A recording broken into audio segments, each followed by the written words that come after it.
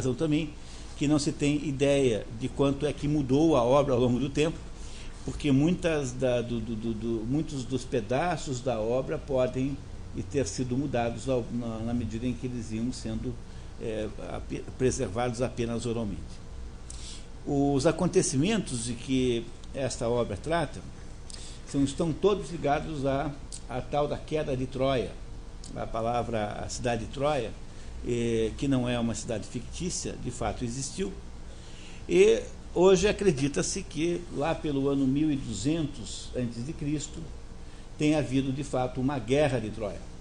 O outro nome para Troia é Ilion, tá? Ilion é o outro nome para Troia. Por isso é que esta obra que nós leremos hoje chama-se Ilíada. Esse Ilíada está associado ao nome Ilion, que é um outro nome para Troia. Tanto faz chamar Ilion quanto chamar Troia, é a mesma coisa. Então, o que nós sabemos sobre esta obra? Sabemos que há 1200 a.C., portanto há 3200 anos, mais ou menos, tá, teria havido um grande conflito no Mediterrâneo entre esta cidade, que representava mais do que uma cidade, representava um conjunto de povos, que fica hoje, os reminiscentes de Troia estão todos hoje na Turquia, na Ásia Menor, tá? Podem ser visitados por qualquer turista.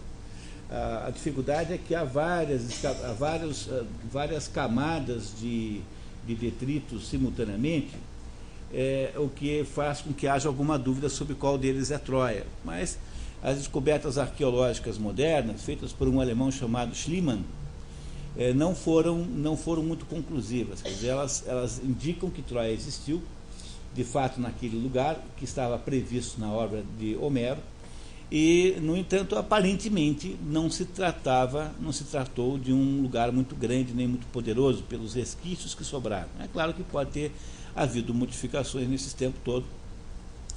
E essa guerra envolveu os ditos gregos. Grécia é uma entidade moderna, não havia Grécia naquela época, havia povos de cultura semelhante, são os helenos, eles são chamados por vários nomes. Reparem que vocês receberam aí um mapa das principais personagens, né? Entre os documentos que vocês receberam tem um mapa das personagens, e os gregos ali são chamados ali de Dânaos, Aquivos, Aqueus, Acaios, Argivos, Helenos, todos os nomes que se davam àqueles habitantes ali, aqueles povos que se associaram na guerra contra a Troia. Troia, por sua vez, os troianos não têm muitos nomes, né? Há também aqui um pequeno aqui, aí, resumo de nomes dos troianos: Teucros, Troas, Frígios, são todos os nomes que se atribuíam aos troianos. Esses nomes aparecem todos eles na obra. Então, um dos problemas práticos que nós vamos ter que resolver hoje aqui é que, durante o resumo, vai havendo uma enxurrada de nomes e vocês provavelmente terão alguma tendência a confundi-los. Eu não consigo resolver esse problema, por mais que eu faça esforços aqui de esclarecer, porque é da natureza dessa exuberância de personagens, mas eu farei todo o possível para tentar esclarecer. Agora, só se resolve esse problema mesmo se você fizer o esforço de ler a obra inteira com calma, né, lendo um pouquinho cada dia, até ter domínio completo da história. Mas a história não é muito complexa. Ela parece um pouco decepcionante, porque todo mundo pensa na guerra de Troia e automaticamente lembra do cavalo de Troia, que teria sido aquele estratagema que os gregos usaram para entrar dentro das fortificações, pois, infelizmente, na Ilíada não há nenhuma palavra sobre isso. Essa história do cavalo de Troia não é contada na Ilíada. Ela é contada onde? É contada na Odisseia. A Odisseia é a história subsequente que se segue essa aqui. E nessa história chamada Odisseia, então, cujo herói é Odisseu. Odisseu é um dos gregos que está sitiando Troia. No segundo livro, que nós iremos ver logo no início do programa do ano que vem, então, o Odisseu, contando suas façanhas, é que finalmente nos relata como foi que os gregos haviam conseguido derrotar os troianos. Então, o estratagema do cavalo de Troia não é nem mencionado na história que nós vemos aqui. Então, antes da gente começar a ler, eu preciso dizer uma porção de outras coisas ainda, mas eu preciso ter certeza que vocês estão compreendendo o que eu estou dizendo. Alguém tem alguma dúvida? Lembre que tem uma regra geral no nosso programa aqui, que é proibido não entender. Pode discordar à vontade, o que não pode é não entender, porque até mesmo para poder discordar, tem de entender. Então, a história que nós vamos ver aqui é a história de um conflito armado, um conflito entre gregos e troianos. Gregos que sitiaram durante 10 anos. 10 anos houve o sítio da cidade de Troia, muito bem fortificada. Os gregos não conseguiram vencer os troianos durante 10 anos. E apenas nos últimos 51 dias é que são relatados na história chamada Ilíada. A Ilíada é a história dos últimos 51 dias de ser. Portanto, há 10 anos de história que é apenas referida no meio, que não é realmente contada cronologicamente. Nós iremos ver alguns pedaços aqui, mas a história, os acontecimentos dramáticos da Ilíada são apenas narrados os últimos 51 dias. A destruição de Troia, e aí há uma segunda história em que o Odisseu, e apenas o Odisseu, porque os seus companheiros não demoraram tanto tempo, passa mais 10 anos para voltar para sua casa. A casa de Odisseu era Ítaca, uma das ilhas gregas, uma das pequenas cidadezinhas nas ilhas gregas. Então, o que vocês precisam sempre lembrar, que nós não estamos falando de Grécia no sentido moderno, mas estamos falando de uma coalizão de cidades-estados. Tá? Cidades-estados são estas cidades a que se resume uma certa sociedade. Todas elas têm cultura grega, portanto não há diferenças grandes em termos culturais, mas são cidades independentes. Quer dizer, isso que ataca a Troia é uma coalizão de cidades gregas, todas elas irmanadas, todas elas concordantes entre si, porque havia um acordo que as obrigava a atacar em Troia. E esse acordo, então, eu preciso contar para vocês agora qual é a origem. Então, antes de mais nada, precisamos saber como é que essa encrenca começou. Essa encrenca toda começa quando o rei e a rainha de Troia, o rei Príamo e a rainha Écuba, eu sei que vocês depois vão começar a confundir um pouquinho os nomes, não tem importância, tá? Qualquer coisa eu explico de novo, tá? Não se constranjam. O rei Príamo e a rainha Écuba tinham 19 filhos. E entre esses filhos, várias das personagens que são centrais aqui nessa história. Mas um deles, chamava-se Paris, quando nasceu, a mãe fez lá uma consulta ao oráculo. O oráculo é um sacerdote, ou de modo geral uma sacerdotisa, que interpreta a vontade dos deuses, e essa sacerdotisa disse que aquele menino ia ser responsável pela derrota de Troia, pela destruição de Troia. Exatamente como aconteceu com Édipo, né, em que o pai dele, né, o chamado Laio, tinha medo que o filho cumprisse a profecia do oráculo, o Príamo e a Écuba, para não matarem o menino, mataram o próprio filho, desterraram o menino, deram de presente para uns pastores que moravam numa ilha distante, nas imediações de Troia, né, e onde esse menino, chamado Paris, foi rebatizado por Alexandre. Então, o menino Paris passou a chamar Alexandre e foi morar num outro lugar. Tá? Bom, ele é um menino muito bonito, ele era muito bonito, assim, um menino excepcionalmente bonito, e todos os deuses olhavam para aquele menino com uma certa reverência. Em um dia no Olimpo, e não estranhem, por favor, nessa história os deuses e os homens estão todos misturados o tempo todo, ninguém estranha nada disso, todo mundo acha normal. Um dia no Olimpo há um concurso de beleza. Eu sei que parece muito fútil, é fútil mesmo, né? Mas houve lá um concurso de beleza no Olimpo, em que as três deusas mais bonitas, que é a Afrodite, a deusa do amor, a Hera, que é a mulher de Zeus, e a Atena, a deusa da sabedoria, estavam disputando para ver quem que era mais bonita. E como não havia lá jeito de saber quem era mais bonita, elas então elegem um terceiro. Claro que tudo isso certamente já estava combinado a título de estratagemas maliciosos dos deuses gregos, né? Então elas combinam o seguinte, que iria ser escolhido um juiz que iria então decidir qual das três deusas era mais bonita. E o juiz seria o Alexandre. Por que o Alexandre, que é um pastor lá numa ilha que não tem nenhuma importância? Obviamente, para poder gerar essa desgraça toda que aconteceu depois. Né? Não tem nenhuma outra boa razão para ter sido o Alexandre. Aí foram lá e convidaram o Alexandre para ser juiz do concurso das deusas, qual era a mais bonita.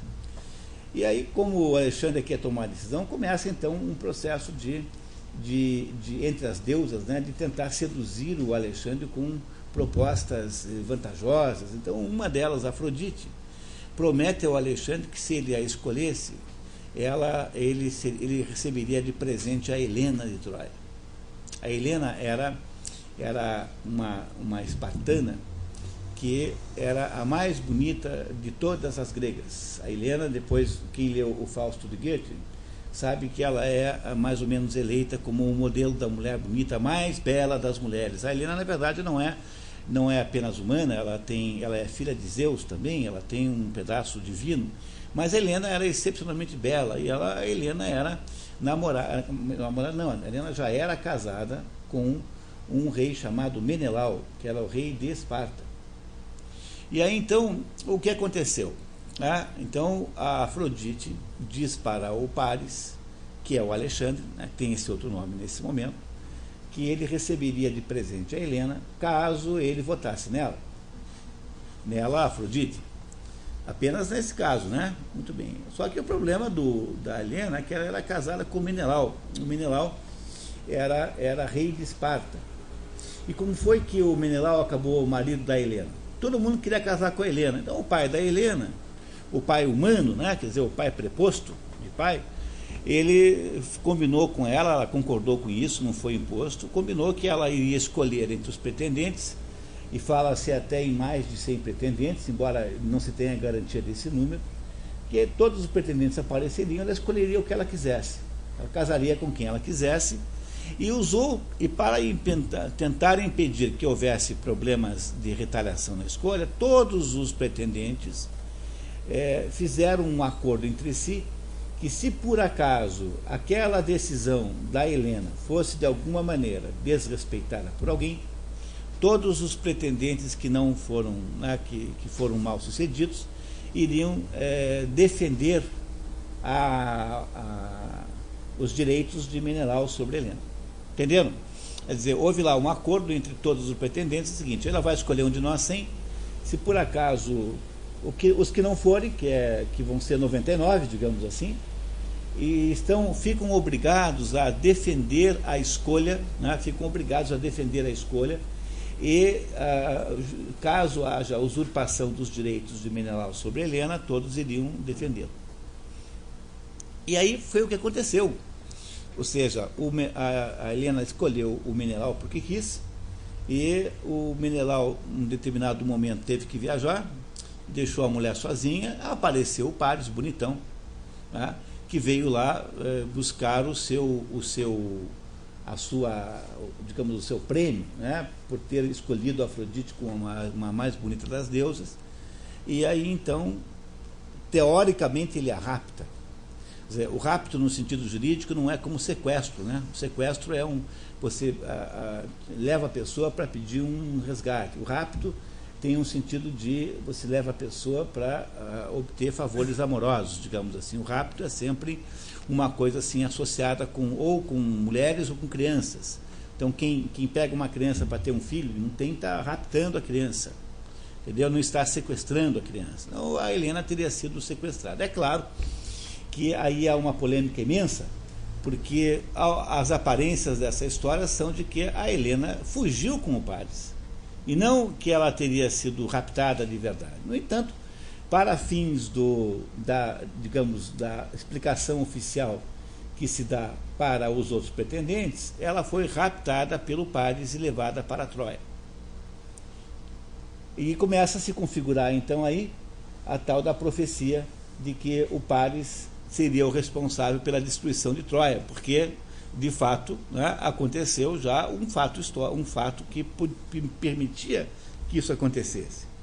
Então, quando o Menelau se vê roubado da sua mulher, o que é que ele faz? Ele então invoca aquele acordo e todos os 99 pretendentes, cada um deles é um rei, mas, por favor, compreendam que reis aí são o quê? O que é uma cidadezinha grega dessas? É uma cidadezinha de nada, que tem ali 2.000 habitantes, 3.000 habitantes, que fica numa ilha. Não são reinos, compreenderam? Não é nada, são todos pequenas aglomerações urbanas ali. Então, 99 ou 100 dessas cidadezinhas montam uma coalizão para ir a Troia buscar a Helena de volta e entregá-la ao Menelau, seu legítimo esposo, porque todos estavam obrigados a fazer isso por causa do acordo pré-nupcial, do acordo pré-escolha que haviam feito para disputar a mão de Helena. Estão entendendo isso, pessoal? Ora, a Helena diz a favor dela de que ela estava enfeitiçada pela deusa Afrodite e que ela não, de fato, não foi ela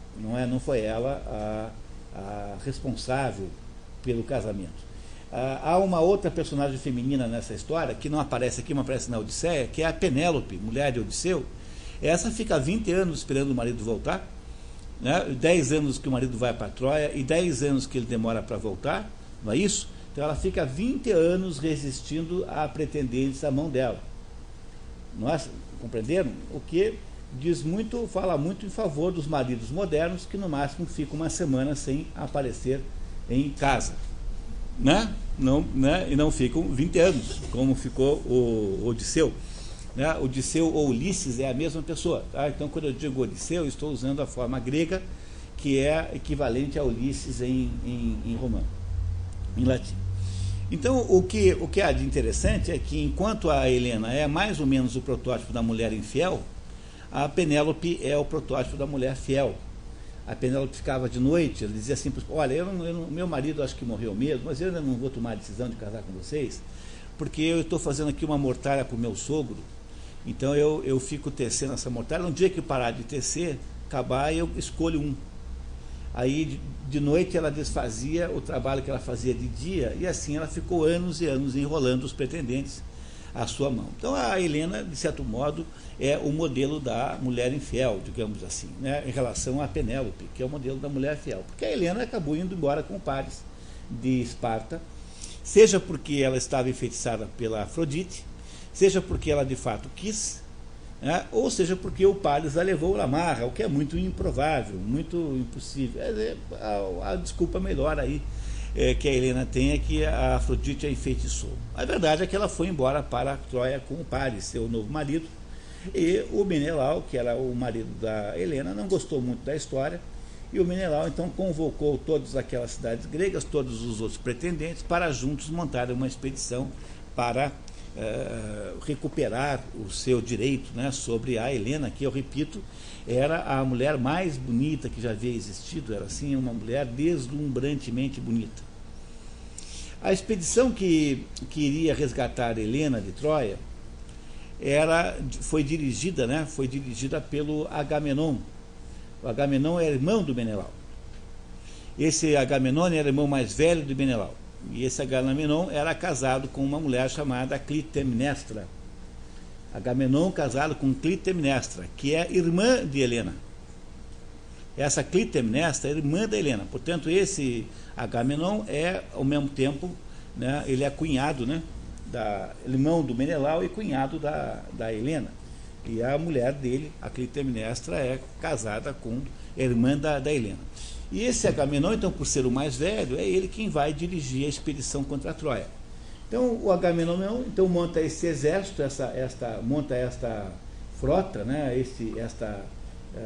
esse grupo naval, né, são soldados embarcados, são ilhas necessariamente, e então esta frota de navios, cada um tendo lá não sei quantos homens, né, ou seja, dá uma quantidade muito grande, vai dirigidos pelo Agamenon na direção de Troia, que fica olhando para o Mediterrâneo, né, fica na direção norte em relação aos gregos, de recuperar a mulher do Menelau, irmão do Agamenon, que é o irmão mais velho de Menelau e é o condutor, o comandante-chefe desta excursão. Estão acompanhando essa história? Tá? Se vocês quiserem, eu posso dar detalhes mais eróticos do assunto, porque assim eu acho que vocês vão guardar melhor a história. Tá? Se vocês quiserem, eu posso aqui inventar umas histórias eróticas, mesmo que não existam, eu invento aqui umas histórias eróticas deliciosas. Tá? Bom, a coisa começa já a dar muito errado no caminho. Vocês não sabem o que aconteceu, porque essa esquadra enorme de gregos em geral, né, desses reis com seus pequenos exércitos embarcados, eles chegam numa determinada localidade e fundeiam, acampam lá, né, porque imagine, você tem que sustentar essa gente toda, então tem que parar de vez em quando, matar umas vacas, assaltar uns pobres, uns coitados de uns pastores ali, roubar as ovelhas, assim que faz, né? Mas do que é composto um exército desse? É composto basicamente de mercenários. O que os mercenários esperam o que da guerra? Vão pelo gosto da guerra, mas sobretudo pela expectativa do saque e do estupro. Né? Quer dizer, o que é que faz um mercenário? Vai lá porque irá saquear a propriedade dos vencidos, se vencer, claro, irá estuprar as mulheres disponíveis. É isso que motiva o mercenário nessa época. Não é uma gente muito rude, muito primitiva, e que está lá então acampada, né, numa baía, esperando então o momento de haver aí ventos favoráveis para que os gregos continuem na direção de Troia. O problema é que não há ventos. E aquele grupo não consegue se mexer. E como não há ventos, começa a haver uma especulação entre aquele povo de soldadesco, né, entre a soldadesca, de qual é a razão pela qual não há ventos. E se não há ventos, deve ser por alguma boa razão, porque os deuses devem estar chateados e precisam de algum sacrifício. Aí há uma consulta lá aos deuses, e os deuses dizem que querem um sacrifício humano da filha de Agamenon. E Agamenon tinha mais de uma filha, tinha a mais conhecida é Electra, mas a menina em questão aqui chamava-se Ifigênia, que era uma mocinha, assim, de 16 anos, filha de Agamenon, com a mulher dele, a Clitemnestra. Aí Agamenon não sabia o que fazer, por quê? Porque você tem milhares de soldados ali, que você está mantendo assim, em mais ou menos sob controle, você tem uma expedição militar que você não conseguiu fazer ainda, e começa a subir uma tensão muito grande, e os deuses querem que você sacrifique a sua própria filha. Depois de uma porção de idas e vindas e de resistências, hesitações, Agamenon acaba sacrificando a filha, Ifigênia, e há várias peças gregas que contam essa história. Ifigênia em Aulis, Ifigênia em Tauride, e até as peças mais modernas, do tempo dos clássicos franceses, que contam a mesma história, que é uma história medonha, horrorosa, né, de você pegar a sua própria filha, uma mocinha inocente, e sacrificar em favor dos deuses, para que você possa continuar uma guerra que, em última análise, tem um conteúdo, digamos assim, quase beirando a estupidez, né? Não é isso, né? Afinal de contas, não era uma boa razão. Havia boas razões sob um certo ponto de vista, mas sobre outros não. E aí, com a morte da Ifigênia, os ventos voltam, e a esquadra troiana segue, a esquadra grega segue na direção das praias de Troia. Chegam lá, eles então acampam em torno de Troia, de Ilion, e cercam a cidade com o objetivo de tentar encontrar um modo de derrotar a cidade, pegar a Helena de volta. Dentro de Troia, é óbvio que estava todo mundo muito infeliz com o Paris, porque afinal de contas, esse não foi um comportamento bom. Em segundo lugar, as mulheres, né, as verdadeiras troianas, viam na Helena uma invasora, uma pessoa inadequada, e já pressentiam que a presença daquela mulher ali iria gerar uma desgraça, um desastre muito grande. Quer dizer, elas iriam perder os seus próprios filhos para garantir que o Paris pudesse continuar numa espécie de capricho amoroso, que é ficar com a Helena de Troia. Quem lá em Troia assume o comando dos soldados não é o rei Príamo, que já era um rei muito velho, é o filho mais velho, que se chama Heitor. Heitor é o filho mais velho do rei Príamo, e do lado dos gregos, o mais valoroso combatente, o mais importante de todos, chama-se Aquiles. Aquiles particularmente tinha uma particularidade, que Aquiles não era inteiramente humano, que Aquiles era semideus, era também filho de Deus, e o Aquiles, quando havia nascido, a sua mãe havia colocado o menino dentro do rio Estige. O rio Estige é um dos rios do inferno. Então a mãe dele mergulhou o menino ao nascer dentro do rio Estige para torná-lo invulnerável. Não podia ser morto por forças humanas, exceto naquele pedaço do corpo em que ela teve que segurar o menino, que era o calcanhar, que o calcanhar, então, não tendo sido mergulhado na água, o calcanhar de Aquiles ficou sujeito a ser vulnerável, e, portanto, nasceu daí a expressão calcanhar de Aquiles, que é o que você se refere quando há alguma vulnerabilidade, né? O calcanhar de Aquiles, não sei o que, é tal coisa. Né? Do time tal é a defesa, é o lateral direito, né? Essas coisas. Então, reparem que a batalha que acontecerá ao longo desses 10 anos é uma batalha em que há dois soldados maiores do que todos. Embora existam muitas personagens importantes, os dois soldados maiores do que todos são Aquiles, do lado dos gregos, e Heitor, do lado dos troianos. Heitor, não diferentemente de Aquiles, é completamente humano. É um sujeito que se responsabilizou pelo comando, porque tinha a obrigação por ser filho mais velho, mas ele não tem nada a ver com isso, né? Quer dizer, o que o Heitor fez? Ele não tem nada a ver com a Helena.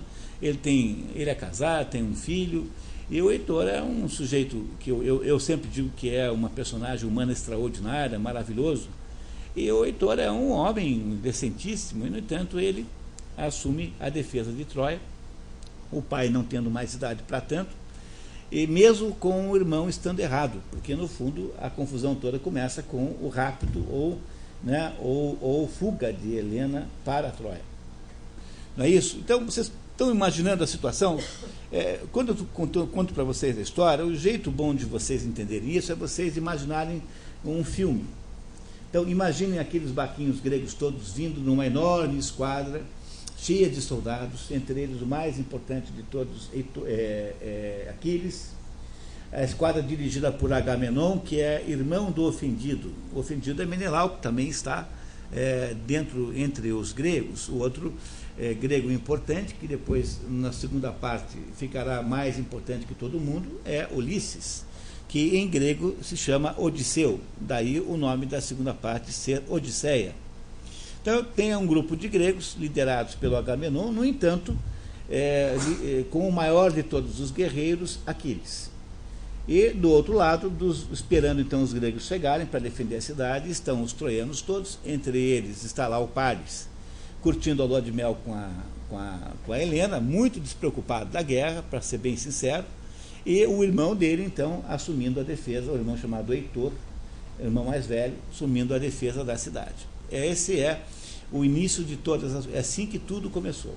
Pois não? Eu sei que você deixou claro que a gente não tem oportunidade de ler, mas você deixou a curiosidade. Que instante Paris saiu do anonimato? Na história a gente não sabe, porque a história não conta como foi que isso aconteceu. A história faz referências aos fatos históricos, né, dizendo que o Paris havia ido para Esparta buscar o prêmio, chega lá em Esparta, não está o rei, o Menelau havia viajado. E ele então encontra a Helena, obviamente que ela é uma mulher muito bonita, e ele então acha que o prêmio foi merecido. Ela se apaixona por ele e os dois fogem, vão para Troia. Para onde é que ele iria? Para Troia, onde ele tinha possibilidades de ser recebido e protegido. Mas a história não conta muitos detalhes disso, sabe? É muito importante vocês compreenderem que isso é uma história que é mais ou menos contada em praça pública, história de façanhas, não tem a preocupação de minúcias como tem um romance, de verossimilhança. Basta vocês compreenderem que aí os deuses e os humanos estão misturados o tempo todo, né? Repararam que há humanos que são meio humanos, meio deuses, há outros que são deuses, os deuses que começaram essa encrenca toda, foi a tal do concurso de qual a deusa mais bonita, quem começou tudo isso, não é? Quer dizer, tudo é mais ou menos mítico aqui nesse momento, tudo está misturado, há uma mistura entre deuses e homens, e o fato é que lá em Troia estava lá o casal apaixonado e o irmão esperando todo o resto do Mediterrâneo, com toda a força militar disponível no Mediterrâneo, para vir buscar a mulher à força.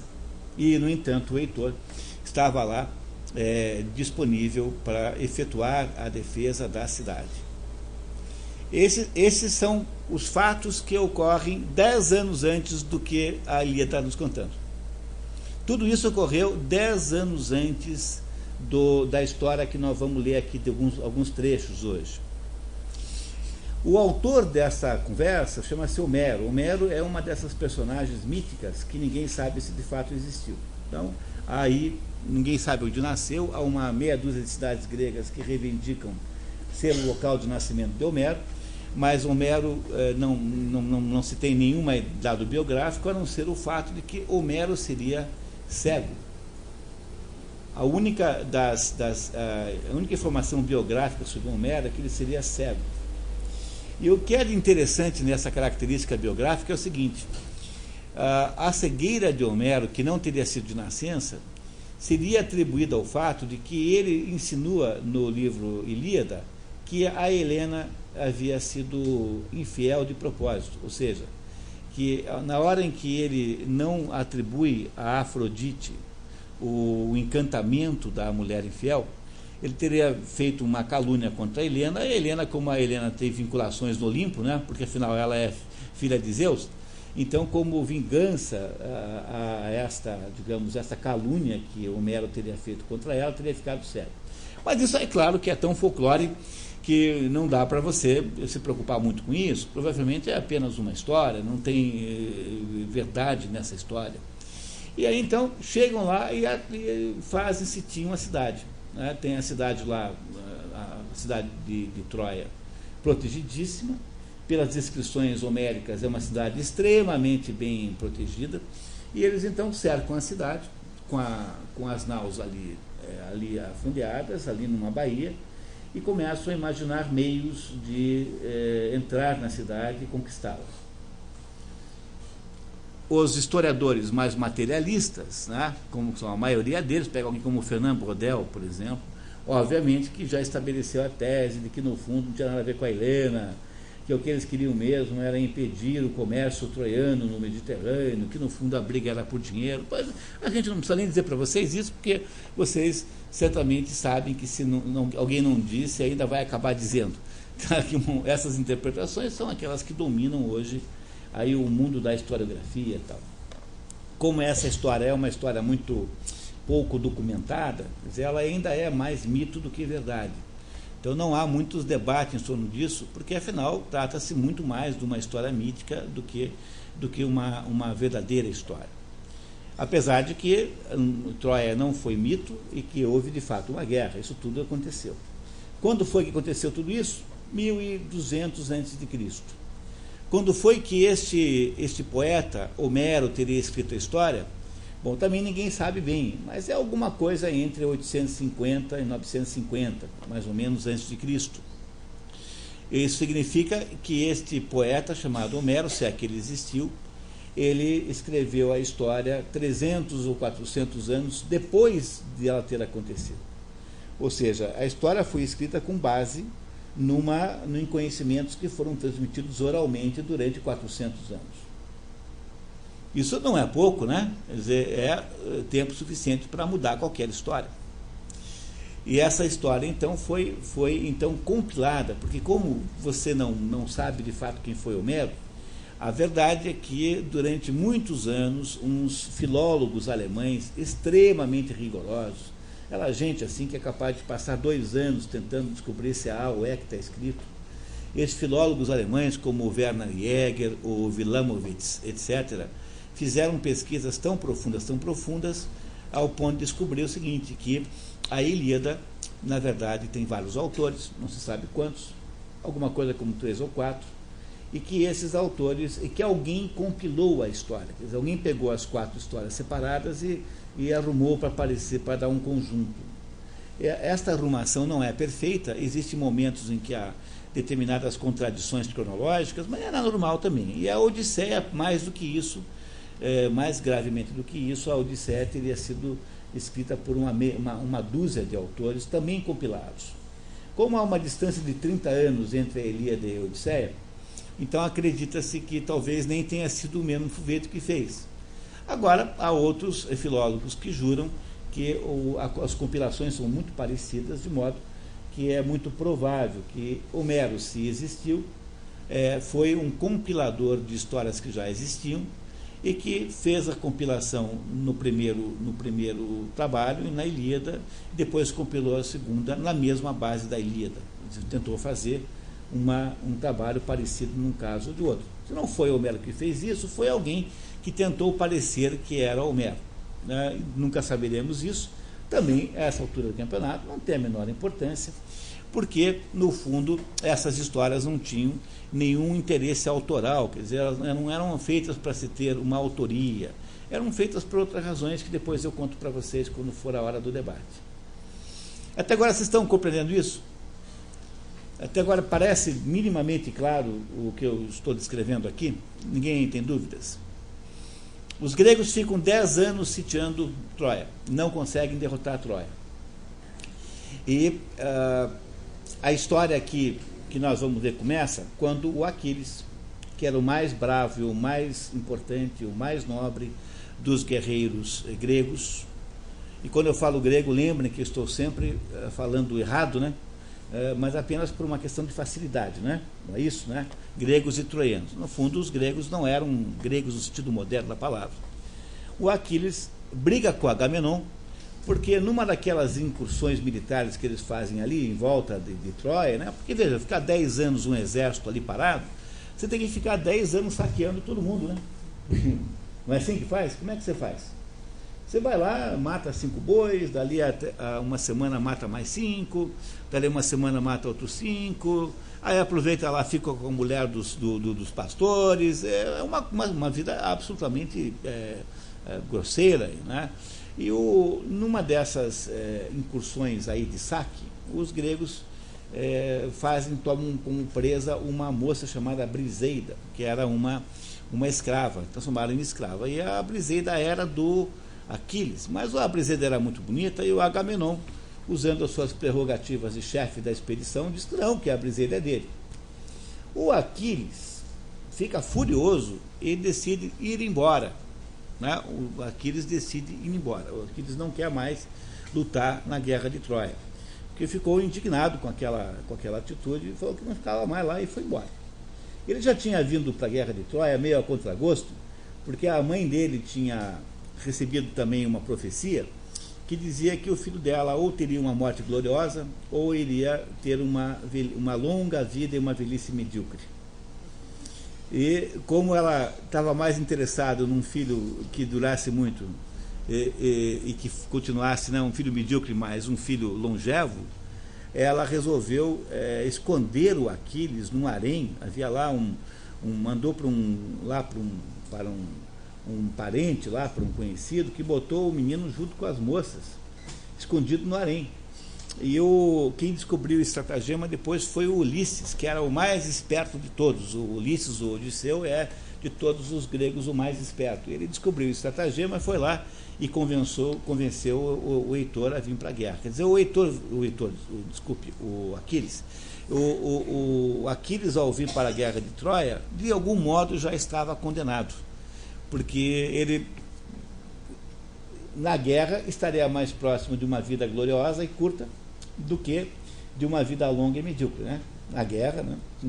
Muito provavelmente. Aí o Aquiles, no entanto, se desentende com Agamenon e resolve ir embora, desaparecer, voltar lá para o seu reino. E aí, então, com a ausência de Aquiles, o poder militar dos gregos diminui muito, porque ele, de fato, era um comandante extraordinário. E não só diminuiu porque ele não estava mais lá, porque também a defecção de alguém como Aquiles é um fato que destrói, né, o moral da tropa, né? Porque se o maior dos guerreiros resolve ir embora, né, tem alguma coisa, é difícil, né? Imagine um departamento comercial de uma empresa que o chefe é o primeiro que pede demissão, né? Entendeu? Os vendedores ficam se sentindo um pouco inseguros assim. Então, essa história que nós vamos ler, ela abrange apenas os últimos dias do cerco de Troia. E não chega nem mesmo a nos contar o que acontece depois que os gregos entram na cidade. Todas as histórias são contadas depois na Odisseia. Então, se vocês partirem desse ponto de vista, vocês têm que olhar o seguinte, né? Quer dizer, se a história começa com o Aquiles saindo, então pode-se dizer que esta história é mais ou menos, poderia ser rebatizada como sendo a ira de Aquiles. Então, a história que nós vamos ler, que tem 50 e poucos dias apenas, começa com a ira de Aquiles e acaba com os funerais de Heitor. Então, apenas esse trechinho começa com os dois grandes heróis da história. O herói grego chamado Aquiles, cuja defecção do grupo é o início da história, e acaba com os funerais do Heitor, que é o último momento da história contada. É isso que Homero nos conta. Parece pouco em relação a 10 anos de sítio, parece. A Ilíada é completamente diferente da Odisseia. O modo como foram escritas as duas obras é completamente diferente. Completamente diferente. São duas obras muito diferentes. E elas depois terão consequências muito diferentes também. Mas a história, então, que nós vamos ler, tem esses 50 e poucos dias só, que são os dias finais do cerco a Troia, e que começa nesse momento em que o Aquiles, indignado, vai embora porque lhe usurparam a escrava Briseida. Tá certo, pessoal? Podemos começar agora? Tá? Conseguimos passar um pouquinho pelo tudo que aconteceu antes? Então lembrem que tudo começa com o tal do maldito campeonato de beleza, né? Não é isso, tá? Não é isso? Tudo começa com isso, depois com o rapto da moça, rapto que seguramente é um rapto. O debate sobre se foi rapto ou não está num filme maravilhoso chamado As Troianas, de um grego chamado Michael Kakoyannis. Esse Michael Kakoyannis escreveu As Troianas, na verdade, é uma peça, né? E ele filmou, a peça também pode ser lida, de Eurípides, em que há um diálogo entre as mulheres derrotadas, as troianas, entre elas a Helena, né? em que uma quer saber o que aconteceu naquilo. Aí chega o Menelau furioso para pegar a mulher de volta, e vem com o objetivo de matá-la. Na hora que ela o vê, ela tira a roupa. E ele desiste automaticamente de qualquer violência que se pudesse fazer contra ela, automaticamente. E, de acordo com a Odisseia, o Menelau a leva de volta para Esparta e aceita os argumentos dela de que ela foi direcionada pela deusa Afrodite, que ela não tinha culpa. Então, a versão homérica dessa história acaba inocentando Helena, muito embora não seja essa a opinião da sogra, a Écuba, né? Mulher de Príamo, mãe de Aquiles, porque as troianas viam na Helena uma mulher extremamente ardilosa e extremamente inconfiável, e que usava sua beleza de modo imoral, assim. Tá certo, pessoal? Então eu vou pedir novamente para a Inês agora me ajudar. A Inês, que é o anjo da guarda aqui do nosso programa, tá? Eu não saberia agradecer o quanto eu deveria a Inês por tudo que ela ajuda aqui. Inês, por favor. A tradução do texto que vocês têm aí é do Carlos Alberto Nunes. Carlos Alberto Nunes é um desses tradutores da antiga, um desses velhos professores, é um helenista. Ele não só traduziu a Ilíada e a Odisseia, como traduziu todo o Platão para o português. Todo. 100% de Platão. É um sujeito, ele traduziu também, por exemplo, alguma coisa de Aristóteles, muito pouco, mas ele é um extraordinário tradutor. Claro que um livro como esse aqui, que é traduzido grego, tá? Essa é uma coisa que se precisa se dizer. Como se trata de um livro muito antigo, então é claro que o português que ele usa, sobretudo porque ele tem de fazer as rimas, né? Porque o livro é todo rimado, às vezes nos parecerá um pouco fora de moda. Há muitas palavras que não são muito conhecidas, eu de vez em quando interfiro explicando uma ou outra, tá? Para que vocês não tenham nenhum risco de não terem entendido. Então eu vou ler aqui aquela introdução, se vocês permitirem. Então, Ilíada de Homero. Os acontecimentos narrados na Ilíada cobrem apenas 51 dias durante o 9º ano do cerco de uma coalizão de cidades gregas ao reino de Troia. As hostilidades haviam começado 9 anos antes por causa do rapto. Lembra que esse rapto sempre é um pouco polêmico, né? E aqui é uma dúvida sobre se houve ou não houve rapto. Houve o rapto por Paris, um dos filhos dos reis de Troia, Príamo e Écuba, da bela Helena, mulher de Menelau, rei de Esparta, agora um dos generais comandando as forças gregas. O maior de todos os generais é irmão dele, que é o Agamenon. Depois, quando o Agamenon volta para casa, descobre, diferentemente do Ulisses, que a mulher dele, a Clitemnestra, havia casado com outro fulano chamado Egisto. E o Egisto e a mulher matam o Agamenon. O Agamenon tem 2 filhos, tem o Orestes e tem a Electra, que a Ifigênia, aquela outra, morreu, lembra? A mulher, na verdade, mata o marido porque ela já estava muito chateada com aquele negócio da morte da Ifigênia. Essa que é a verdade, ela já estava muito mal com o marido desde então. E aí, então, o Orestes faz a vingança do pai, e a peça que conta isso são três peças do Sófocles, chamada Orestia, que são consideradas as mais perfeitas peças de teatro já feitas no mundo. A trilogia Orestia, que conta os acontecimentos na volta do Agamenon. Então, o Agamenon era irmão do Menelau e é o principal comandante dos gregos. Não é isso? A expressão Ilíada é derivada de Ilion, nome da cidade central do reino de Troia, dirigido por Príamo. Na prática, usa-se Ilion ou Troia indiferentemente. O poema épico, o mais célebre do dito ciclo troiano, teria sido composto por Homero, vate misterioso de que a tradição diz ter sido certo. Então, vocês estão confiantes para começar? Nós não vamos poder ler todo o resumo, não vamos ter tempo, mas vamos ler aí as partes principais. Tá certo? Alguma dúvida? Está muito abstrato isso? Ou parece assim tão real quanto a novela de ontem à noite? Tá? Muito bem. Alguém tem alguma dúvida? Não tem constrangimento. Perguntem, por favor. Podemos começar? Eu queria que vocês não deixassem de entender tudo. Então vamos lá. O texto é contado em verso, né? Como se fosse um cantor.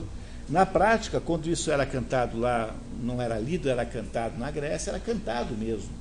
Então chegava um sujeito na praça e dizia assim: canta-me, ó cólera, ó Deus, a funesta de Aquiles pelida, coisas assim desse gênero. Não era recitado, era cantado mesmo. Um sujeito que se acompanhava de algum instrumento musical. E isso era o que as pessoas então sentavam em volta para ouvir essas histórias. Histórias maravilhosas dos acontecimentos ligados à grande guerra de Ilion, guerra de Troia. O mais importante acontecimento histórico na formação do helenismo, né? Na formação da mentalidade e do espírito grego, que, de certo modo, influenciou o mundo tão profundamente que nós estamos aqui hoje, 3.400 anos depois, lendo as histórias da guerra de Troia. Não é isso, né? Nós estamos aqui até hoje prestando atenção nisso. Então, todos preparados? Muito bem. Eu senti, Elias, na verdade, uma verdadeira emoção agora no ar, com a possibilidade de a gente começar a ler. Então, tá bom. Então, vamos lá. Canto 1. A peste e a ira. Invocação às musas. Crises, sacerdote de Apolo, vem ao campo dos gregos para recuperar sua filha que era escrava de Agamemnon. Não conseguindo e sendo até insultado pelo rei, pede a Apolo para ser vingado. Uma peste é então enviada a toda a tropa grega. Aquiles convoca a assembleia e Calcante, um adivinho, revela a causa da peste e indica o remédio: devolver a filha de Crises. Ocorre uma briga entre Agamemnon e Aquiles. Agamemnon devolve Criseide, mas leva Briseide, a escrava de Aquiles. Este, irado contra o ultraje, sai da guerra de Troia. Tétis, sua mãe, a seu pedido, vai até Zeus para pedir que os gregos saiam perdedores na guerra, para que todos vejam a falta que Aquiles faz.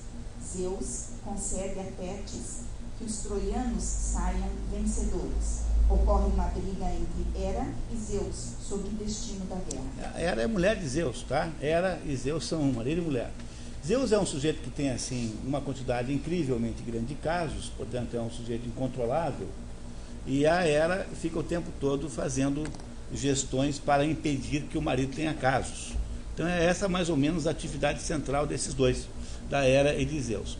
Então, como eles haviam sequestrado a filha, a Criseide, então, e por causa disso os deuses mandaram uma peste, então tinham que devolver a Criseide. Como o Agamenon não queria ficar sem escrava, ele pega a Briseide do Aquiles, porque ele era o chefe.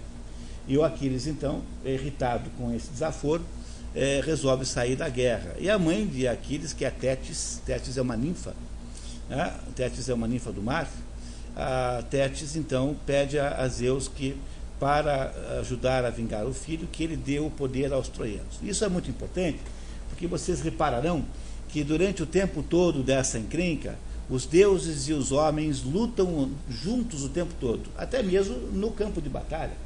De repente tem lá uma batalha e tem lá uns deus dando espadadas no outro lado. Então há uma divisão dos deuses em dois grupos, um pró-Troia e outro pró-gregos. E a razão pela qual os dois grupos se dividem são as mais fúteis do mundo. Entendeu? É assim, o Netuno, o Netuno é o rei dos mares, né? Só para vocês terem uma pequena ideia, os três deuses mais importantes são Hades, que habita o subterrâneo. Hades é o rei do inferno, né? Há o deus dos mares, que se chama Poseidon ou Netuno. Netuno é como os romanos chamam o Poseidon ou Posido. Posido é como o tradutor aqui usa, que parece ser o mais certo mesmo. E os céus são dominados por Zeus. Então esses três são irmãos.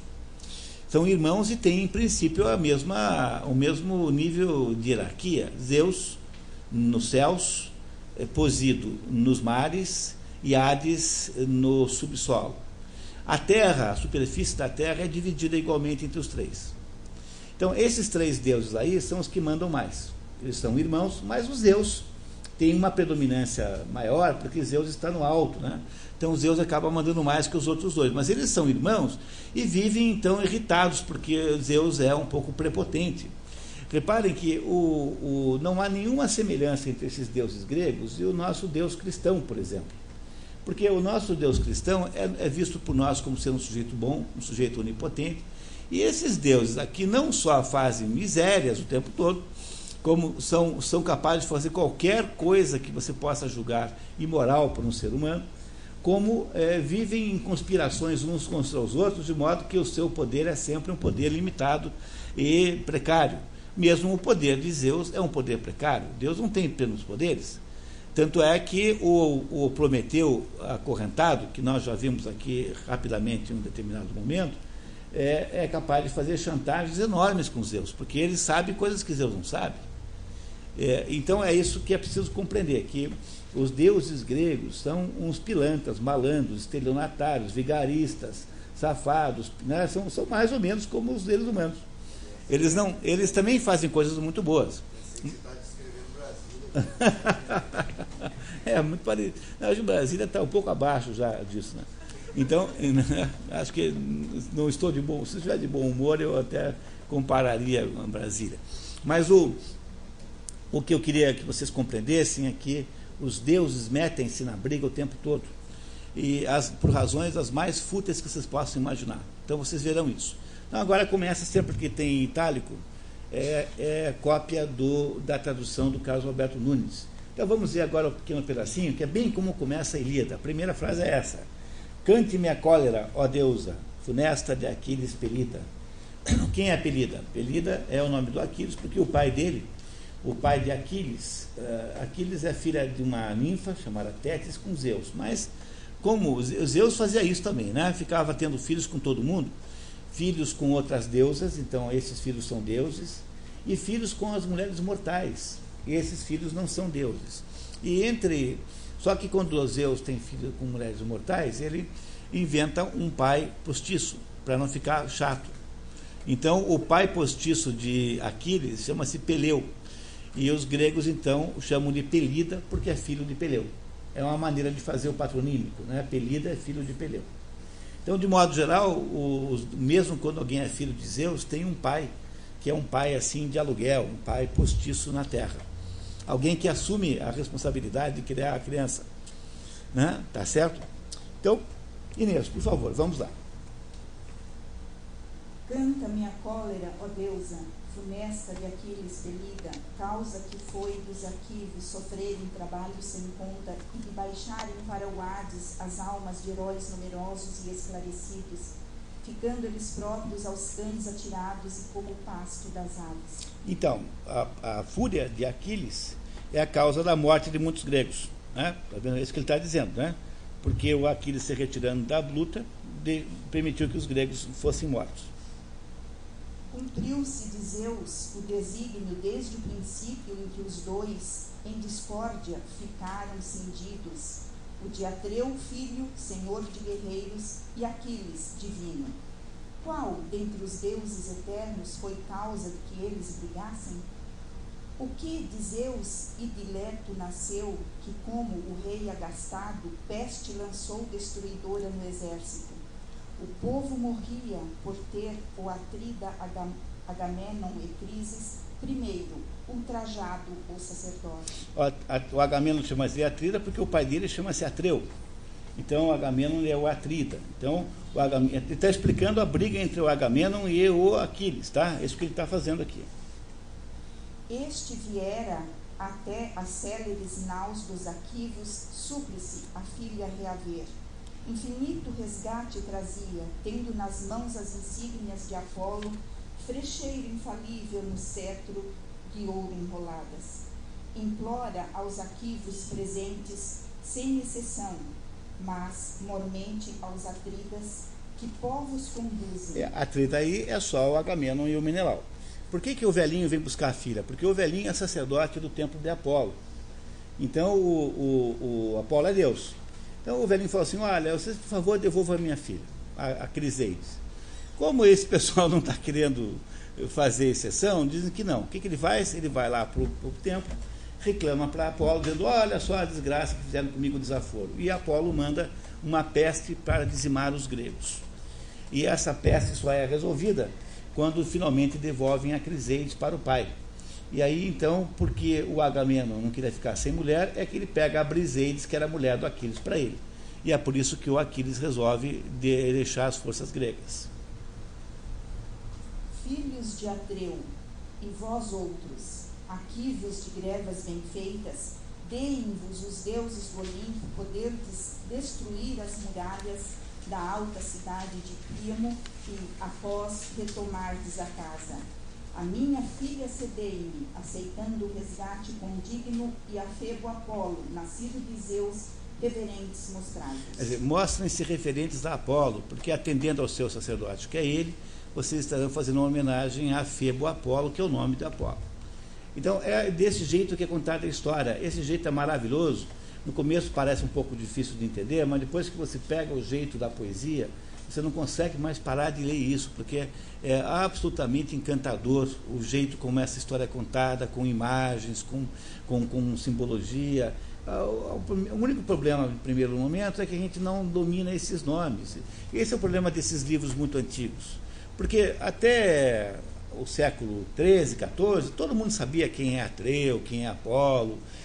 Hoje, você para encontrar alguém que saiba mitologia, olha, assim jovem, eu só conheço o Mateus, que é um menino que estuda a mitologia assim com fervor. Mas é muito raro encontrar um jovem que tenha ideia de quem seja, por exemplo, Hera, Palas Atólica. Isso tudo saiu meio da moda. Você tirou essas criaturas, essas personagens do imaginário coletivo e colocou a Sandy Júnior, o Tiririca, Flávio Cavalcante, essas coisas, tá? Entendeu? Aquele do relógio, né? O Luciano Huck. Então é um pouco difícil de entender, porque às vezes, imagine que vocês conhecessem esses personagens, vocês leriam isso aqui com o pé nas costas. Então demora um pouquinho, eu vou tentando aqui ajudar a gente não perder de vista a estrutura da história, tá? Você não entendeu, por favor, me interrompa que eu explico de novo. Eu adoro explicar coisas, eu sou professor como a tia Cleusa, os professores adoram explicar coisas. Tem nada pior que um professor ele perguntar, alguém não tem uma pergunta e ninguém perguntar nada. É horrível.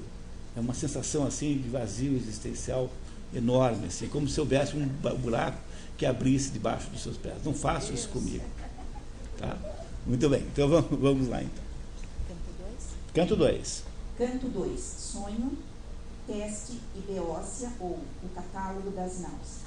Zeus persiste na sua promessa a Tétis e envia um sonho enganoso a Agamenon de que este conquistaria Troia. Agamenon faz um teste com seus homens e os manda voltar para casa. Atena, enviada por Hera, inspira Odisseu a incitar os homens de um Nestor para que eles se preparem para a batalha. Enumeração das naus e chefes dos gregos e dos troianos. Então, muito bem. Então, essa parte aqui não é tão importante, mas nós vamos lê-la mesmo assim, para vocês continuarem pegando o pé da linguagem. Os gregos não sabem agora, sem o Aquiles, o que fazem. Então, uma das possibilidades era desistir. Né? Desistir e ir embora para casa. Todos estavam lá 10 anos já, né? Quase 10 anos sitiando a cidade. Todo mundo 10 anos sem ver a família. Deixaram mulheres, deixaram o seu reino, quer dizer, o que teria acontecido, né? Nesse meio tempo? Você não sabe. Então há uma natural cogitação de se desistir daquele empreendimento e ir embora para casa. Então o que acontece aí é que há uma cogitação de que isso pudesse acontecer e o Homero aqui nos ajuda a descrever um pouco melhor como é que as pessoas lá se sentiam em relação a essa possibilidade. Então vamos lá. Todos os regos alimpam e as naus dos estepes libertam. Sobe ao céu alto o alarido dos que para casa voltavam. Isso é apenas um teste, tá? Eles não vão votar de verdade, mas fizeram que iam votar para casa. Tá? Todo mundo feliz. E para a pátria talvez retomassem, pesar do destino, se para a Atena divina Hera, ao fim, não tivesse falado.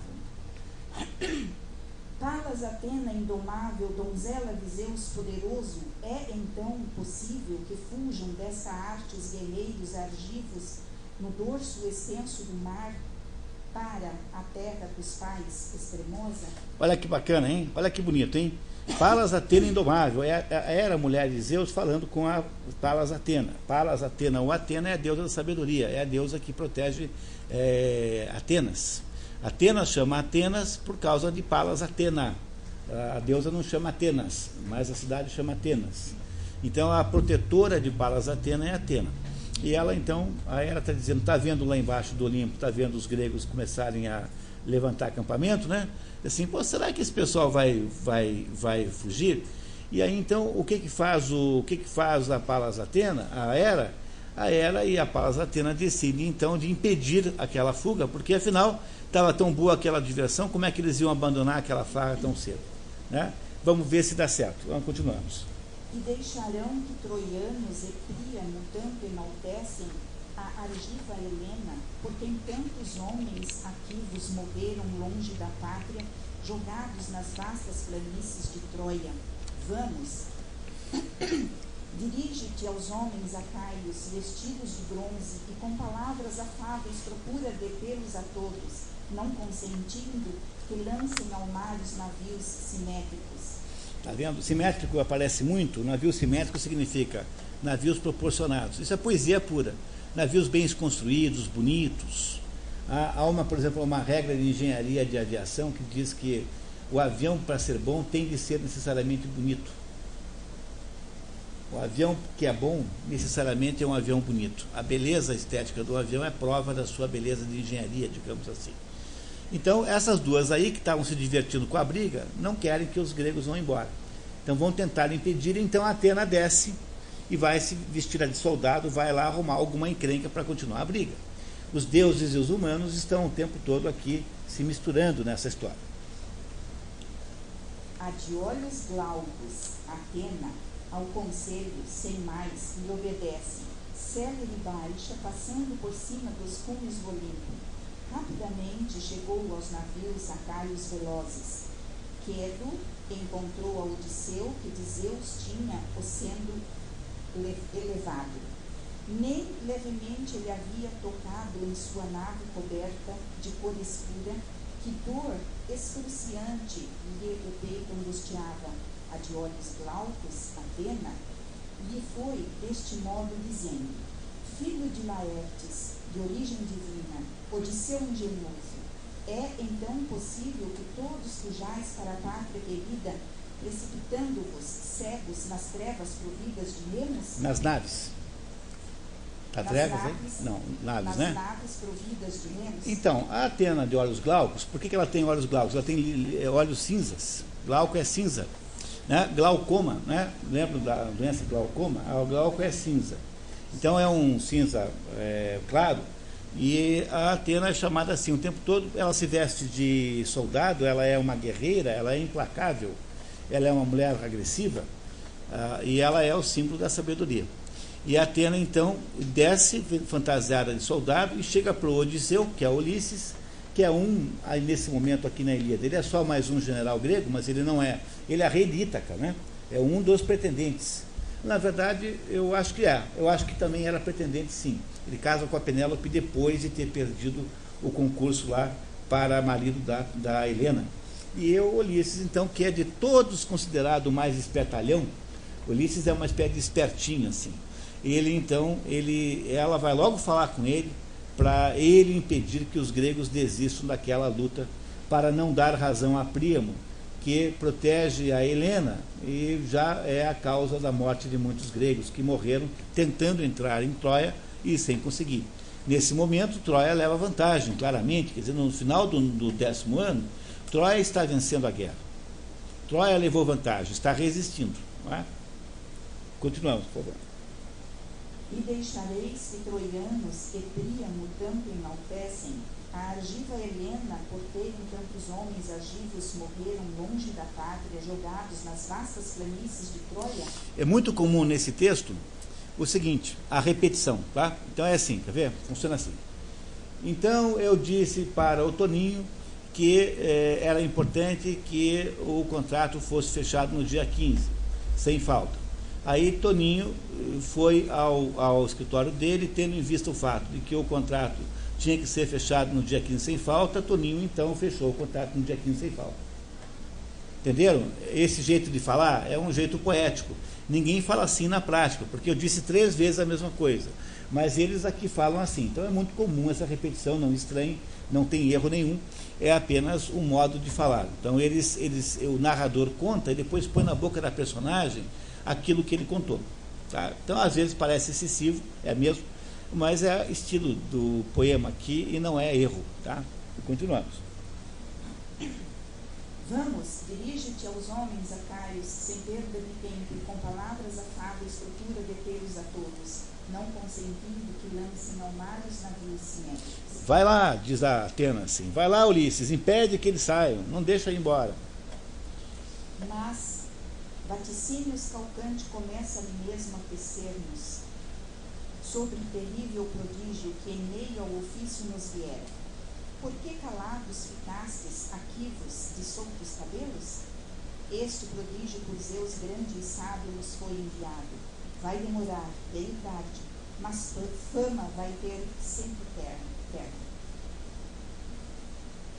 Do mesmo modo que o Drados filhotes matou-lhe a mãe deles, 8 eram eles, incluindo-se a mãe que os gerou, 9 ao todo. O mesmo número de anos devemos passar nessa guerra, mas no dezeno haveremos de entrar à cidade espaçosa. Então, o mesmo número de anos, 9, vamos passar nesta guerra, mas no dezeno, que é o 10º ano, vamos entrar na cidade espaçosa. Que cidade espaçosa é essa? Troia.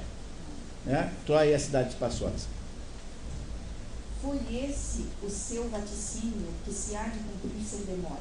Por isso tudo, esforçados acaios, ficai mais um pouco, até que possamos tomar a espaçosa cidade que queríamos. Isso é Ulisses dizendo para os gregos não saírem, porque o Calcante, que é uma espécie de vidente, havia vaticinado que no 10º ano eles entrariam em Troia e venceriam. Tá certo? Está muito difícil de compreender? Tá, vai indo, né? Eu sei que tem uma certa dificuldade, mas vocês são corajosos, eu sei que vocês conseguirão. São só 82 páginas, então nada que não seja assim prático, tá? Vamos lá, então. Canto 3. Juramentos, muralhas de observação e o combate singular de Alexandre e Menelau. Alexandre, Paris, provoca os gregos mais fortes para que lutem com ele, mas acaba recuando diante de Menelau. Esse Alexandre é um irresponsável, é um sujeito bonitinho assim, cheio de manias. Vê o que ele fez agora? Ele vai lá e chama para briga o grego mais forte para brigar com ele. Na hora que aparece o Menelau, que é o marido injuriado, que vem furioso, ele sai correndo e não aceita. Manda o Heitor resolver o problema, que é o irmão. Tá? Esse Alexandre, esse Paris aqui, Paris ou Alexandre, é um tipinho meio covarde, sabe? Ele não tem muito mérito, não. Ele acaba sendo herói no final, porque ele mata Aquiles com uma flechada no calcanhar. Mas ele mata Aquiles com uma flechada no calcanhar, a mão de Alexandre foi direcionada pelos deuses, não teve nenhum mérito da pontaria. Ele acaba depois sendo, né, o herói que mata Aquiles, mas ele é um tipo muito desclassificado, esse Alexandre. Não é o que nós chamaríamos herói. Herói é o Heitor e o Aquiles, esses são os grandes heróis. Esse Paris, o Alexandre, é um tipinho assim, sabe, exibido, é um tipinho metrosexual. Tá? Entendeu? Metrosexual. Essa que é a verdade sobre esse Paris aí. Então, tá, muito bem. Heitor o reprova veementemente e Alexandre decide combater Menelau. É feito um juramento, sancionado por Príamo, que aquele que vencer a batalha levará Helena. Esta sobe a muralha do palácio e aponta a Príamo os heróis gregos.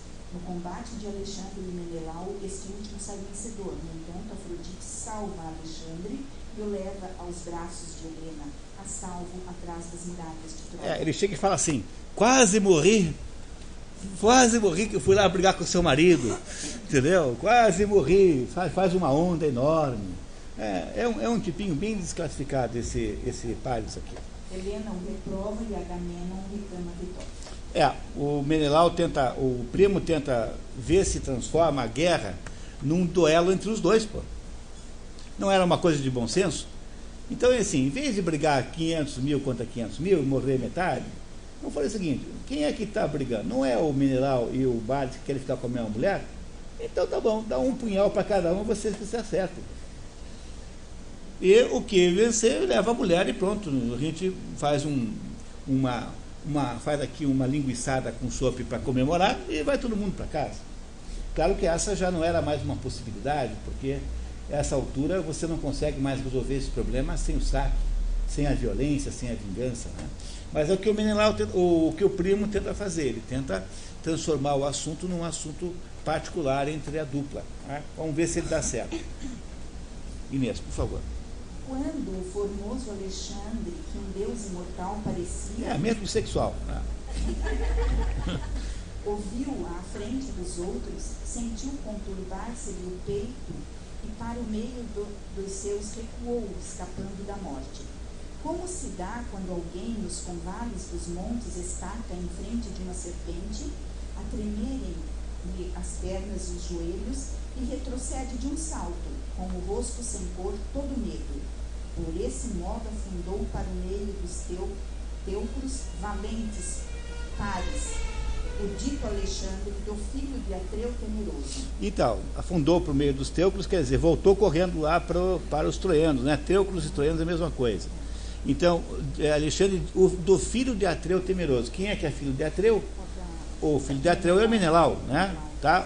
O Atreu e o Agamenon são chamados de Átridas o tempo todo, porque ambos são irmãos e filhos de Atreu. Tá? Então os gregos chamavam assim. Foi por Heitor percebido, porém, que de insultos o pobre. Paris funesto, de belas feições, sedutor de mulheres, bem melhor fora se nunca tivesses nascido, ou se a morte antes das núpcias te houvesse levado. Mais lucro tivéramos do que nos seres opróbrio e de escárnio servires aos outros. Opróbrio é vergonha, né? Você, além de tudo, é uma vergonha de fugir da briga. Riem-se a grande os arquivos e soltos cabelos nos ombros.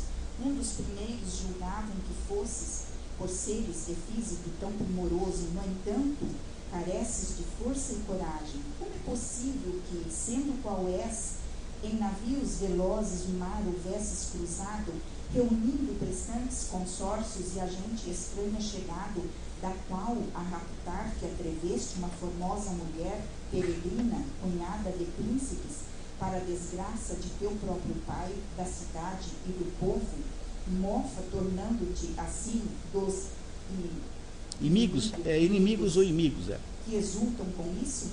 Não te atreveste a enfrentar Menelau de Ares, forte discípulo? Fúria, a ocasião de saberes de quem a mulher seduziste. Esses cabelos, a cítara, os dons de Afrodite, a beleza, não te valeram de nada ao que vives lançado na poeira. Se tão medrosos não fossem os teucros, há muito vestiras uma camisa de pedras, por quantas desgraças causaste. Viram que bronca? Quer dizer, o sujeito vai lá se exibir, né, chamar o marido da mulher que ele raptou para a briga, depois quando o sujeito vem, ele sai correndo, se esconde, e o irmão mais velho chega assim: peraí, seu idiota, olha aqui, ó, olha o que você está fazendo, tá? Olha que covadão que você é, olha o que você está fazendo, nós viramos agora objeto de riso. Essa é a bronca que o Heitor dá no irmão, né? O Heitor dá no irmão mais novo, Paris, que é esse que raptou a Helena, né? Vamos ver o que o Paris faz. Vem, cara filha, também contemplar as proezas magníficas dos picadores troianos e aqueus de couraça de bronze, eles, que até este momento, na vasta planície, pelo ímpeto de Ares lutuoso, cuidavam somente de turmas lutuosas, ora se encontram calados, firmados nos grandes escudos, as lanças se acham no solo espetadas, a guerra está finda. Somente Paris e o herói Menelau de Ares, forte discípulo, vão, por tua causa, lutar, de astas firmes e longas munidos. Hás de chamar-te consorte do herói que saiu vitorioso. Isso é o Menelau dizendo para Helena, chamando a filha, né? Dizendo para Helena que vai haver a luta, então, finalmente, entre o Paris e o Menelau, para saber quem fica com ela. Não é isso? Tá? E ela vai ficar assistindo isso lá das muralhas de Troia. Então, vamos ver o que acontece na luta agora. Dá Menelau novo salto, disposto a matar o inimigo com a lança brônzea. Porém, Afrodite dali, era deusa, muito facilmente o afastou. Lembra quem é Afrodite? É a deusa que inventou essa confusão toda. Foi ela que deu a Helena de presente para o Paris. Então, o que faz a Afrodite? Ela fica ali no meio dos humanos, fazendo o quê? Manipulando o resultado da briga. Os deuses ficam fazendo isso o tempo todo. Então a Afrodite impede que o Menelau mate o Paris. O Paris, como passava o tempo todo no cabeleireiro e no negócio de arrumando a unha, então ele não tinha a habilidade de guerra que tinha, obviamente, o outro, que era um general de verdade, né? E o Paris era só um fulano assim, enjoadinho e tal. Né? Muito bem. Vocês podem, eu dou a impressão de ter alguma implicância com ele, não? Não dou a impressão. Não, então está bem. Continuamos, então. Em espessa neblina envolvendo-o, foi colocá-lo no tálamo odoro de enfeites ornado. Passa a chamar logo Helena. Encontrou-a realmente num quarto da torre excelsa, rodeada por muitas mulheres troianas. Toca-lhe então levemente nas vestes de essência divina, tendo assumido a feição exterior de uma velha encurvada, que lã sabia caridar e que muitos trabalhos para ela, quando em Esparta fizera, entre todas, a mais distinguida. Tendo essa forma assumido, Afrodite lhe disse o seguinte: vem, cara filha, comigo, que Paris chamar-te mandou-me, ele te espera no quarto, onde se acha, no leito torneado, belo de ver, e radiante e vestido a primor. Não disseras que de um combate saiu, senão que, ora, cuidadoso, se apresta para ir dançar, ou que, laço do baile ao repouso se entrega. Então, veja que inacreditável. Mas o sujeito vai lá, só não foi morto porque a Afrodite impediu, aí ele volta todo belo e formoso, toma um banhinho, vai lá esperar a Helena, a vida que está, né, está novamente recuperando as suas forças. Pode ver uma coisa como essa? Como é que pode a Helena gostar de um sujeito frouxo desse? Não é possível uma coisa dessa. Tá? Muito bem. Então, com isso, acaba esse episódio em que o Paris apenas tenta demonstrar alguma hombridade, não consegue grande coisa, mas, enfim, agora nós vamos agora para um episódio em que há um colóquio entre os deuses. Então, vamos ver o que é que os deuses dizem a respeito disso. Canto 4, a quebra do juramento e revista de Agamenone. Muito bem. Hera, na Assembleia dos Deuses, obtém de Zeus que a luta recomece entre gregos e troianos e que esses últimos paguem pela derrota de Paris. Atena desce à terra e faz com que Pândaro, Odísseo, desrespeite o juramento, acertando Menelau com uma flecha. Atena salva a vida de Menelau, que fica apenas ferido. As duas partes se preparam para a guerra e Agamenon faz a revista de sua tropa, distribuindo elogios e reprovações. Começa uma batalha terrível, onde Ares e Apolo estão ao lado de Troia, e Atena e outras divindades ao lado dos gregos. Nessa altura, os deuses já estão todos divididos em dois grupos diferentes, uns apoiando Troia e outros apoiando os gregos, né? Os gregos em geral, os aqueus em geral. E aí, a partir disso, Deus permite que esse negócio vá até um certo ponto, depois ele diz que não quer mais interferência nenhuma. E proíbe os deuses de se meterem, dizendo que vai ganhar quem quiser, quem for mais forte. Mas isso, obviamente, não será cumprido, né? Tá? No entanto, vamos ver agora esse episódio aqui. Junto de Zeus, entretanto, se achavam reunidos os deuses no soalho de ouro sentados. De néctar enchia Hebe e Augusta os copos de ouro maciço que todos recebem, trocando brindes corteses, enquanto a cidade de Troia admirava. Veja que futilidade inacreditável, né? Lá embaixo você tem uma luta, gente morrendo, e os deuses estão lá no camarote, bebendo néctar, olhando para aquilo, né? Hebe é a deusa da juventude, Hebe. Por isso que é Hebe Camargo, né? Agora mudou o nome para Web Camargo, para garantir a sua atualização tecnológica, né? A Web Camargo. A Hebe Camargo parece que tem 120 anos, mas tem 180, e a gente nunca repara, né?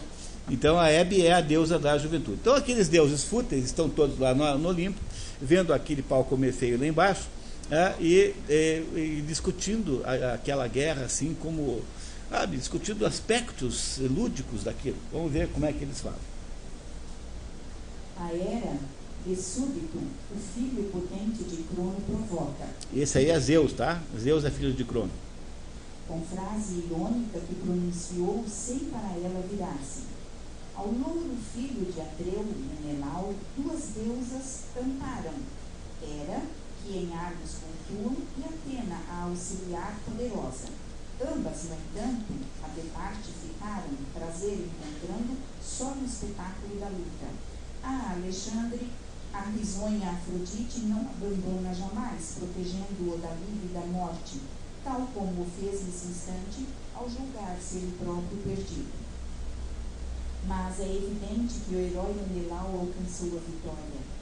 Ora, é mister refletir de que modo fazer precisamos, se novamente devemos a guerra e as contendas funestas encarniçar, ou se é bem que a amizade entre os povos impere.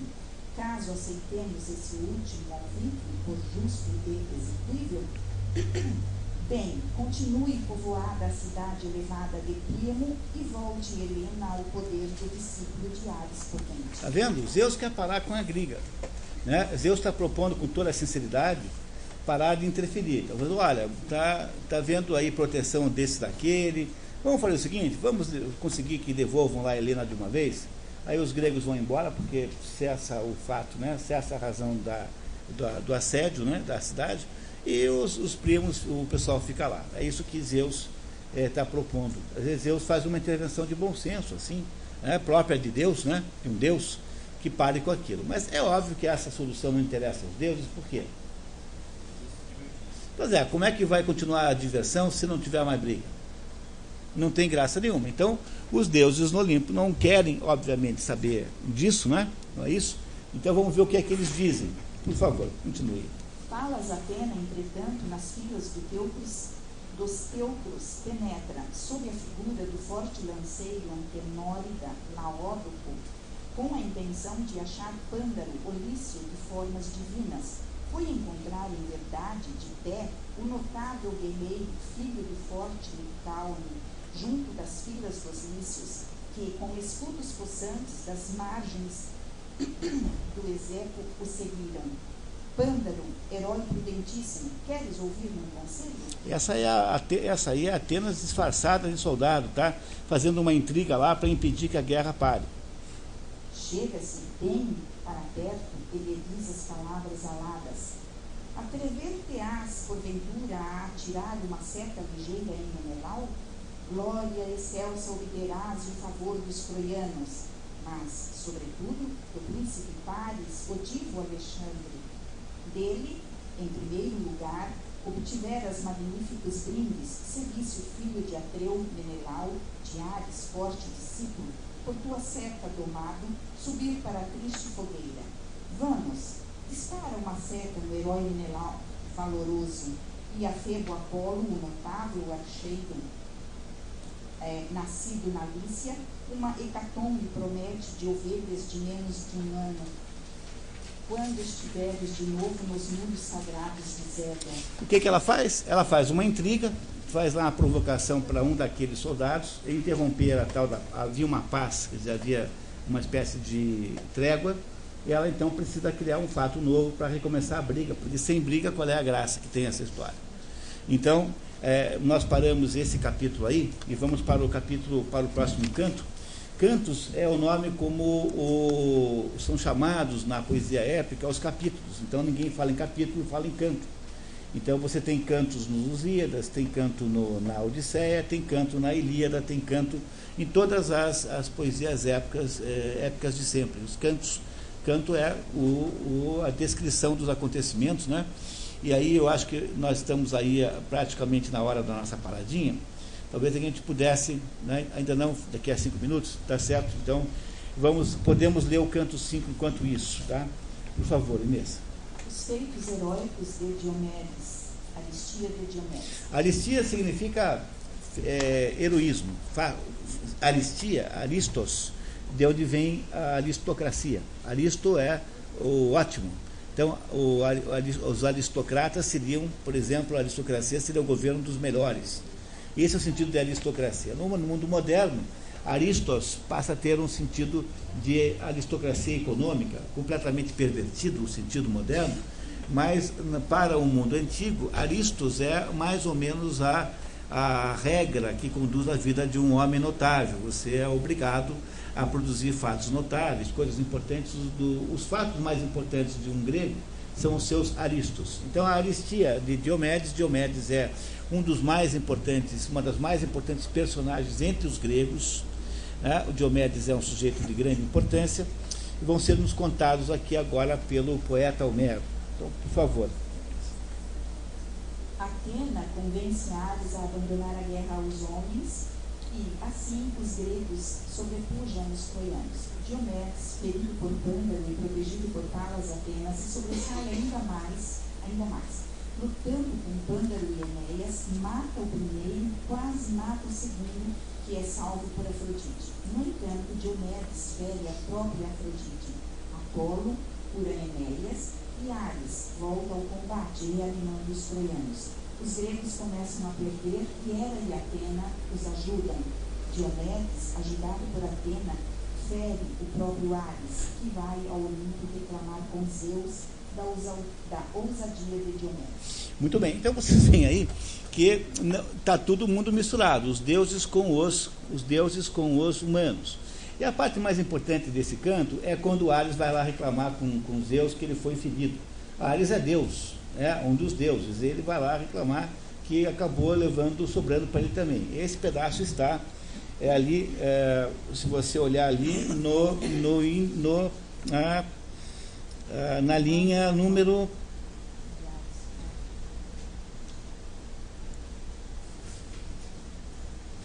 871, tá? Por favor. Então, vamos ler da linha 871 à frente. Rompe depois em Quixubes. Quem? O Ares, que vai reclamar que acabou tomando também uma cutilada na guerra, na briga. Rompe depois em queixumes, dizendo as palavras aladas. Indignação não te causa, Zeus Pai, assistindo tanto abuso?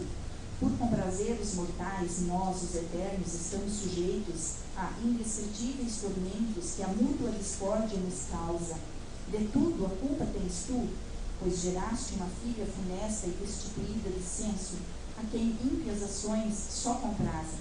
Todos os deuses eternos que moram no Olimpo vastíssimo, te obedecemos de grado e acatamos submissos tuas ordens. A ela, somente, nenhuma censura ou castigo incomoda, se é que não serves de estímulo à peste por ti concebida. Neste momento acabou de excitar contra os deuses eternos. A esse insensato Diomedes, que vem de Tideu valoroso, primeiramente, achegando-se a Cípria, feriu-a no corpo. No carpo, no punho, né? É. A Cípria quem é? É Afrodite, porque Afrodite teria nascido em Chipre, portanto chama-se Cípria. Logo depois contra mim se atirou, qual se fosse um demônio. Se não me houvessem livrado meus rápidos pés, certamente por muito tempo ficaria a sofrer entre as rimas de mortos, ou vivo embora, sem ânimo, aos golpes da lança de bronze. Pois é, o Ares, um deus reclamando para Zeus. Assim, olha aqui, Zeus, você, entre as besteiras que você fez, foi ter inventado essa Atena, porque é a Atena que está gerando essa confusão toda. É ela quem está querendo que os gregos ganhem a guerra. E está lá, então, fazendo escaramuças para continuar a briga. E nessa confusão toda, ele levou uma cutelada lá e foi reclamar com Zeus. Pô, você não tem vergonha? Mas que coisa! Porque para atender essa briga de humanos, nós aqui, deuses, que devíamos estar aqui tomando champanhe, entendeu? Temos que ir lá, levamos esses desaforos para casa. Que barbaridade! E aí, apenas como Moeda quer nos dizer que nessa história não há muita diferença entre o que acontece com os deuses e os humanos, a não ser o fato de que os primeiros são imortais e os segundos não. E agora há um dos momentos mais bonitos e comoventes da história, maravilhoso, porque o Heitor é casado com a Andrômaca, e eles têm um filho pequeno. E o Heitor, então, que é o inocente, porque ele é apenas o filho mais velho, está defendendo a cidade contra todos os gregos, tem uma conversa com a mulher, que é a Andrômaca, que é uma mulher magnífica, extraordinária, que depois é uma das 3 troianas. Tá? Ela acaba sendo levada como escrava embora depois da destruição de Troia. E ela, a Hécuba e a Helena são as 3 troianas da peça, que depois dá origem a esse filme que eu mencionei a vocês. E é um momento comovente de delicadeza entre marido e mulher e de sinceridade, lindíssimo. Você... Vamos lá, por favor, canto 6. De Heitor com Andrômaca. O exército troiano começa a se curvar diante das forças gregas. Heitor vai, pelo conselho de Helena, pedir à sua mãe que invoque a proteção de Atena para que ela retire Diomedes da guerra. Helena é um outro irmão do Heitor, é irmão gêmeo com Cassandra. Cassandra é irmã de Heitor, irmã de Paris e irmã de Heleno. Heleno e Cassandra são dois irmãos gêmeos belíssimos. Os dois, um casal de menino e menina, belíssimos, e eles eram tão bonitos que Apolo, que era um deus assim ligado a assim, levemente pedófilo, né? Então Apolo resolve ficar, né, ter lá um romance com os dois. E para convencer Cassandra a ceder, ele promete a Cassandra o dom da profecia. Então Cassandra, porque Apolo lhe deu esse dom, a Cassandra sempre sabe tudo que vai acontecer no futuro. Então ela prevê que Troia será destruída pelo estratagema do cavalo. Ela sempre fala o futuro, tal como acontecerá. No entanto, como na hora da retribuição ela não retribuiu aos favores de Apolo, porque ela tinha o desejo de permanecer virgem a vida inteira, então Apolo, não podendo tirar os dons da profecia, tira dela os dons da credibilidade, de modo que Cassandra sempre diz o que vai acontecer no futuro, mas ninguém acredita. E então ela prevê bem como vai ser o fim, mas ninguém dá bola para ela. Esse Heleno é irmão de Cassandra. Aí isso, eu estou dizendo para vocês isso apenas para vocês saberem que as figuras mitológicas gregas, como por exemplo a Cassandra, a Cassandra é humana, né? Mas ela está dentro do esquema mitológico. Não são objetos, não são entidades para você analisar. Ao contrário, nós somos analisados por elas. Então, o que é a Cassandra? A situação da Cassandra é aquela situação que você já deve ter percebido na sua vida acontecer mais de uma vez, quando você é o único sujeito que tem razão e é impossível os outros entenderem você. Bom, essa situação é muito comum na vida. Então, o que o mito de Cassandra quer nos contar é que, às vezes, apesar de você ter razão, você está completamente sozinho nesse mundo. Por mais que seja óbvia a razão que você tem, isso é absolutamente inútil, porque ninguém acredita em você mesmo assim. E essa ideia está no mito de Cassandra, que é a irmã do Heitor, não é isso? Tá? E que vamos contar então aqui rapidamente, já terminamos o canto número 6. Então, por favor, Inês. Diomedes encontra-se com o alto e reconhecem que são descendentes de famílias amigas. Os heróis trocam armas. As mulheres troianas seguem em procissão até o templo de Palas Atena. Heitor exorta Paris a retornar ao combate e procura então sua esposa Andrômaca e a encontra perto das portas céias. Então, vamos agora para a linha 441, que é quando então o Heitor está prevendo, né? O Heitor prevê que vai haver a morte de todo mundo, que todos os troianos serão mortos, e isso inclui ele. E a partir da morte dele, Heitor, a família dele ficará então desprotegida. Quer dizer, a Andrômaca pode contar com ser transformada em escrava dos gregos. O filho possivelmente seria morto, porque o procedimento normal era matar os filhos homens para impedir a vingança. Então o Heitor vai contar para a mulher isso agora. Então imaginem a situação, né? Você dirigindo uma cidade sitiada por causa de uma guerra que você não provocou, motivada por uma bobagem que o seu irmão nojentinho organizou, né? Tá? Seu irmão chatinho organizou, né? Exibidinho. E você tem que contar para sua mulher que o futuro de todo mundo ali é muito triste. É o que ele vai contar agora no verso 441. Tudo isso, esposa, também me preocupa, mas quanta vergonha dos outros homens e assim das troianas de péplos compridos. Túnica, péplos é túnica. Eu sentiria-se infame fugisse às pelejas cruentas. Isso meu peito proíbe, ensinando-me a ser valoroso e a combater sempre à frente dos fortes guerreiros de Troia, para amor lustre da glória paterna e de meu próprio nome. O coração claramente mo diz e a razão mo confirma. Dia virá em que Troia sagrada será destruída, bem como Príamo e o povo do velho monarca danceiro. Menos, porém, me acabrunha o destino que aos teucros espera, ou mesmo o de Hécate, ou a sorte que a Príamo está reservada, e a meus irmãos numerosos, que, embora valentes, na poeira hão de jogados ficar, sob os golpes de inimigos ferozes, que imaginaste arrastada por um desses duros arquivos de vestes bronzes, em prantos, sem nada dos dias felizes. As ordens de outra mulher has de, em Argos, tecer belos panos, ou te verás obrigada a trazer, de Imperéia ou Messeida, água, bem contra a vontade, agravada por doestos pesados.